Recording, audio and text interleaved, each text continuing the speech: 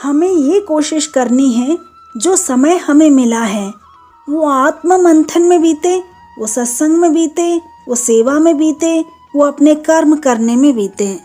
एक हाथ में कर्म, एक हाथ में भक्ति, इन दोनों को हमें बैलेंस करना चाहिए।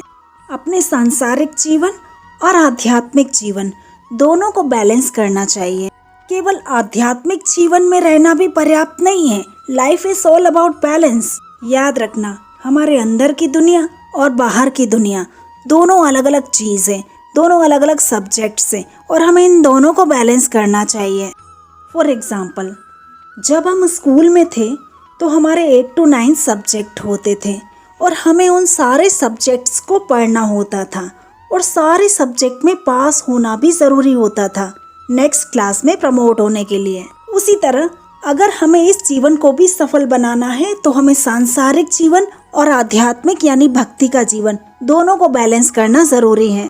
हमें कभी भी अपने कर्तव्यों का त्याग करके भक्ति नहीं करनी चाहिए, बट ये भी ज़रूरी है कि भक्ति कभी न छूटे। भक्ति शुड बी प्रायोरिटी।